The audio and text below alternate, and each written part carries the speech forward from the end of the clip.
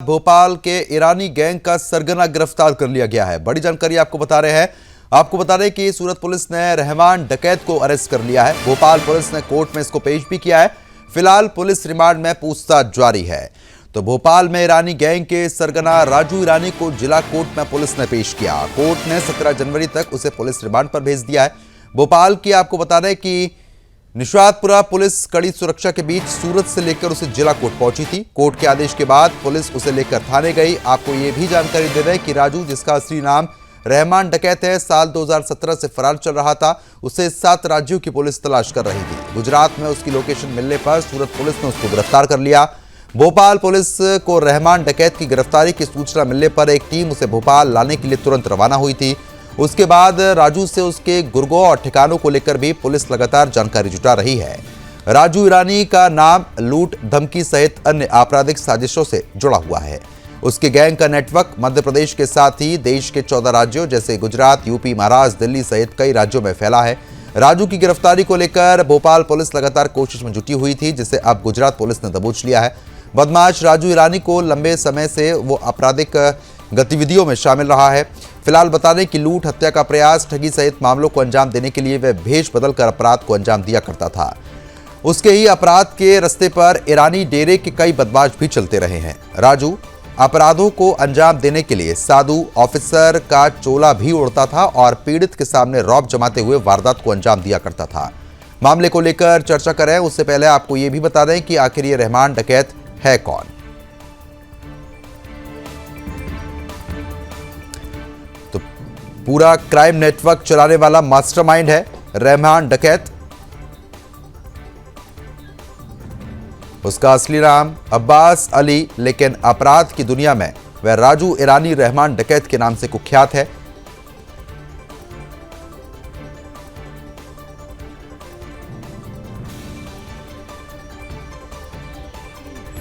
वह भोपाल के ईरानी डेरा इलाके से अपना साम्राज्य भी चलाता है। राजू ईरानी के अंडर में 6 से ज्यादा गैंग काम भी करते हैं।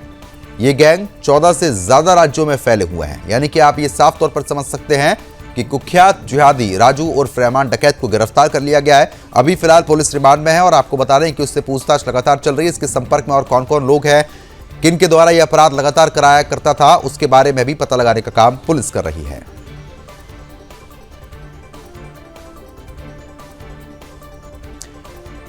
और इसी बीच मध्य प्रदेश के ब्यूरो चीफ राम स्वरूप शर्मा जी हमारे साथ जुड़ चुके हैं। राम, जिस तरीके से जिहादी राजू उर्फ रहमान डकैत गिरफ्तार कर लिया गया है और लगातार जानकारी है कि पुलिस रिमांड में पूछताछ भी चल रही है, क्या अधिक अपडेट आपके पास है अभी? देखिए प्रद्युम्न जी, जैसे कि मैं सबसे पहले आपको बता दूं कि न केवल इसका 14 राज्यों में नेटवर्क फैला था और 7 राज्यों की पुलिस इसके पीछे पड़ी हुई थी, बल्कि मध्य प्रदेश की राजधानी भोपाल में भी इसके नाम का सिक्का चलता था, इसका डंका बजता था और आधा जो शहर है वो इसकी दहशत में रहता था। इसका नाम आबिद अली रहमान डकैत और राजू ईरानी के नाम से चर्चे थे। अपराध की दुनिया का एक बेताज बादशाह आबिद अली है और पूरे भारत भर में जगह जगह सिर्फ 7 राज्यों की पुलिस की बात इसके सामने आई है कि 7 राज्यों की जो पुलिस है वो इसके पीछे लगी हुई थी। 14 राज्यों में इसका गिरोह था, लेकिन पूरे देश भर में कहीं ना कहीं इसका नेटवर्क था और इस नेटवर्क को मध्य प्रदेश की राजधानी भोपाल का जो ईरानी डेरा है वहां से इस पूरे गिरोह को, पूरी गतिविधियों को, आपराधिक गतिविधियों को यह संचालित करता था। चाहे हत्या की बात हो, लूट की बात हो या अपना रंग रूप और भेष बदल कर ये धोखाधड़ी जैसे मामलों को भी अंजाम देता था। सबसे बड़ी बात यह है कि साधु देश को भी ये धारण करके जो साधु संत महात्मा है उन्हें भी बदनाम करने की कोशिश की थी।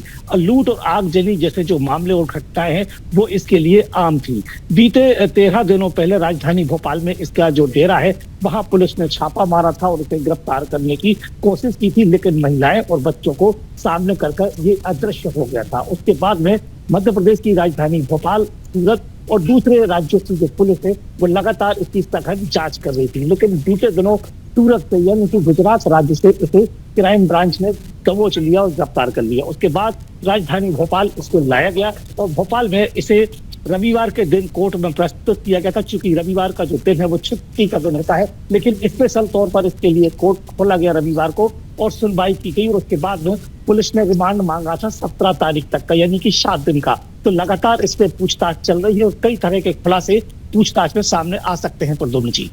बिल्कुल, क्योंकि जिस तरीके से पूछताछ होगी तो स्वाभाविक है जो इसके अंडर लगातार गैंग काम कर रहे हैं उसके बारे में भी यहाँ पर पता लगता हुआ नजर आएगा। लेकिन खास तौर पर अगर मध्य प्रदेश की बात कर लेते हैं तो ऐसे गैंगों पर लगातार किस तरीके से अब कार्रवाई देखने को मिलेगी, क्योंकि इसकी तो गिरफ्तारी हो गई है, लेकिन जो इसके अंडर के लोग हैं उनके बारे में क्या पता लगा है? प्रद्युम्न जी, बहुत अच्छा सवाल है आपका कि सिर्फ रहमान जो मुख्य व्यक्ति है अभी इसको पकड़ा गया है। इसके और जो गुर्गे हैं और कितने सारे लोग हैं वो कहां कहां किन किन कनेक्टिविटी से जुड़ के कहां कहां उनसे तार जुड़े थे और किस किस तरह की आपराधिक गतिविधियों को अंजाम देते थे। क्या भारत के बाहर भी इनका कोई नेटवर्क था? क्या दुश्मन देशों से भी इनकी आतंकवादी गतिविधियों जैसी चीजों में ये संलिप्तता थी? इन सारे मामलों पर भी क्राइम ब्रांच पूछताछ करेगी और कितने इसके गुर्गे थे, फैले हुए थे जो इसके साथ में इस पूरे रैकेट को संचालित करते थे, उनसे भी पूछताछ की जाएगी। लेकिन 34 महिलाओं को 10 पुरुषों को 34 पुरुषों को 10 महिलाओं को भी इस मामले में गिरफ्तार किया गया था आज के 13 दिन पहले। तो लगातार उनसे तो पूछताछ चल ही रही है और राजू ईरानी जिसका नाम आबिद अली बताया गया है, अब इससे भी पूछताछ होगी और उस पूछताछ में आपराधिक और असामाजिक जो गतिविधियां हैं उनके भी बहुत सारे मामले सामने आने की संभावना है।